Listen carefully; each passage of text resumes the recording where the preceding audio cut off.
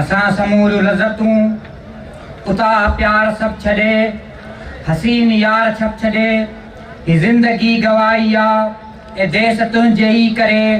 ही ज़िंदगी गवाई आहे। स्टेज ते वेठल मुंहिंजी मरकज़ी क़ियादत ऐं मुख़्तलिफ़ तंज़ीमुनि जा अॻुवाणो साम्हूं वेठल सिंध यूनिवर्सिटी जा बादशाह और शागिर्दो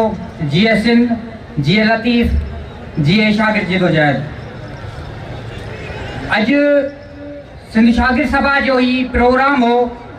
इन खां पहिरीं सियाफ़ ऐं जसाब जे दोस्तनि जा प्रोग्राम हुआ ऐं उन्हनि सभिनी प्रोग्रामनि में हिन इंतिज़ामिया रियासत जे चवण ते आख़िर ताईं रुकावट विझंदी रही, पर पोइ बि हुननि जे उन रुकावटुनि खे टोड़े हुन जे रट खे चैलेंज कंदे असां ही टई प्रोग्राम कामयाब कराया आहिनि ऐं ईंदड़ जेकी प्रोग्राम हूंदा उहे सभु हिन सभिनी चैलेंजिस खे मुंहुं ॾेई असीं कामयाब कराईंदासीं। हिकिड़ी शइ हिते वेठल सभई दोस्त यादि करे छॾियो त इंतिज़ामिया रुकावटूं विझे थी, वरी असीं प्रोग्राम कयूं था।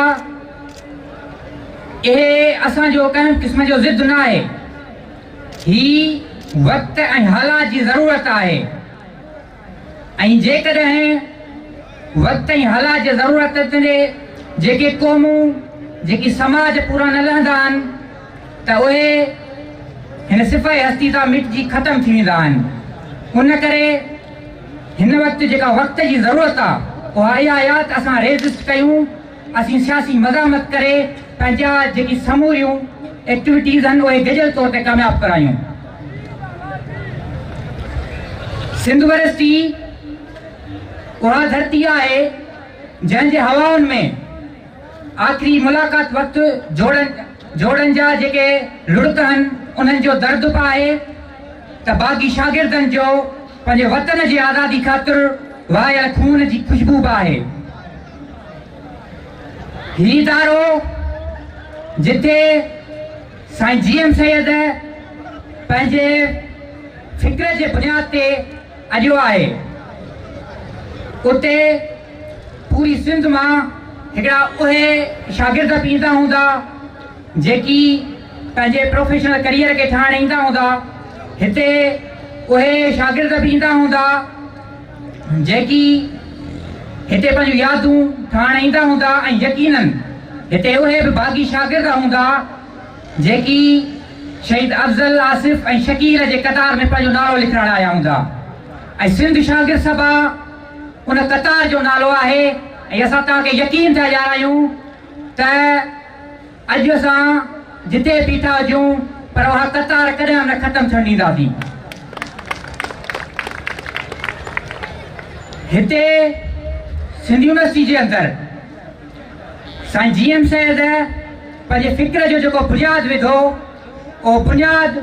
हुनजी जेका ज़िम्मेवारी आहे उहा तव्हां ऐं असां शागिर्दनि जे मथां रखियल आहे। छो त साईं जीएम सैयद खे ख़बर हुई त भली समूरी सिंध जा अदीब दानिश्वर लेखक मूंखे छॾे वेंदा, पर हिन वतन जा जेके ॾिंगा ॿार आहिनि जेकी शागिर्द आहिनि जेको नौजवान नस्ल आहे उहो आख़िर ताईं मूंसां बीहंदो ऐं असां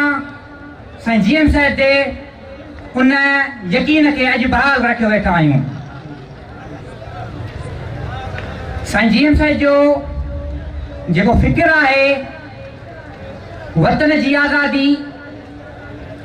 उहो अॼु बि वाज़ में चिटो बीठो आहे ऐं सिंध जी जेका हालात आहिनि उन्हनि जे ज़रूरत जे मुताबिक़ अॼु बिल्कुलु बि असांजे साम्हूं जेको आहे सो बीठो आहे। ऐं साईं जो जेको फ़िक्र आहे उहो सिर्फ़ु जेको आहे सो सिंध जी ख़ुशहाली ऐं आज़ादी जो फ़िक्र न आहे, बल्कि उहो समूरी दुनिया जे अमन ऐं ख़ुशहाली ऐं इतिहाद जो फ़िक्र आहे जेको हिकु ॾींहुं ज़रूरु पाए तकमील ताईं पहुचंदो। साईं जीएम सैयद जॾहिं समूरी सिंध जे अंदरि महसूसु कयो त मज़हबी इंता पसंदी जो ॼार जेको आहे हीअ रियासत विछाए रही आहे ऐं जेके क़ौमी तहरीकूं आहिनि उन्हनि ते ही पाबंदी मड़े उनखे कुचलण जी कोशिश करे रही आहे, त साईं उन वक़्तु भुज़ में सूबिया सिंध जे नाले सां हिकु तरफ़ त उहा अमली तौर ते तारीख़ हलाई ऐं उहा ॿिए तरफ़ ते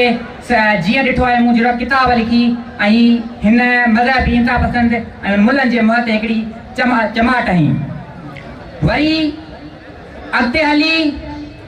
जॾहिं पाकिस्तानी हुकुमराननि इहो चयो त सिंधी का बि क़ौम न आहे, सिंधियुनि जो को बि कल्चर न आहे ऐं सिंध जा जेके हीरोज़ आहिनि उहे अरब लुटेरा मोहम्मद बिन कासिम ऐं मुला उमर आहिनि। त उन वक़्तु साईं जी एम सैयद सिंध जा सूरमा ऐं सिंधी कल्चर जे नाले सां हिकु शानदार किताब लिखी हुननि खे जवाबु ॾिनो त बाबा सिंध जा सूरमा जेको आहे सो अरब लुटेरा न बल्कि सिंध जा सूरमा राजादार ऐं हशू कमल रामाणी आहिनि। असां अॼु भुज़ में सिंध जे नाले सां इहा जेका तहरीक शुरू कई आहे, इहो प्रोग्राम नई पहिरों आहे नई आख़िरी, हीअ हिकिड़ी शुरूआत आहे,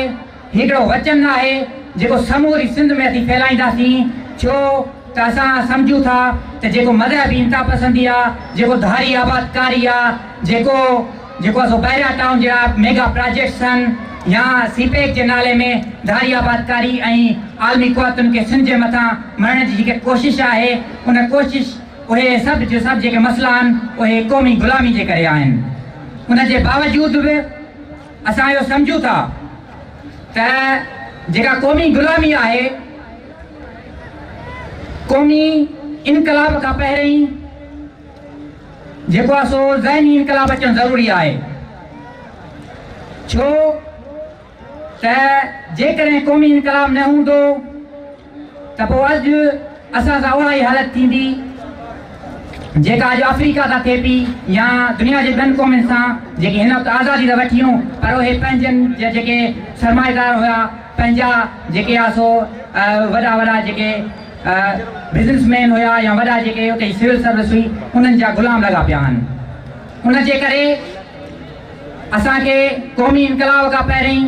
ज़हनी इनकलाब लाइ पंहिंजा ज़हन तयारु करणा पवंदा। छो त असां सम्झूं था त सिंध जो जेको हेठियों तबिको आहे, जेके हारी आहिनि पोरे अथनि या उन्हनि जो जेको ईंदड़ नस्ल आहे जेके तइलीमी इदारनि ते पहुची नथा सघनि, उन्हनि ताईं पैगाम पहुचण जो जेको ज़रियो आहे उहो इहो ई आहे जेको साईं जी एम सैयद भुज़ में सूबिया सिंध ऐं असां उन साॻे नाले सां तसलसल खे बरक़रार रखंदे भुज़ में सिंध जे नाले सां हीअ तहरीक शुरू कई आहे, ईअं ई अची सघनि था। पोइ ई जेको आहे सो असां सिंध जी ख़ुशहाली ऐं आज़ादी सां गॾोगॾु साईं जी एम सैयद जो जेको फ़लसफ़ो आहे या साईं जी एम सैयद जो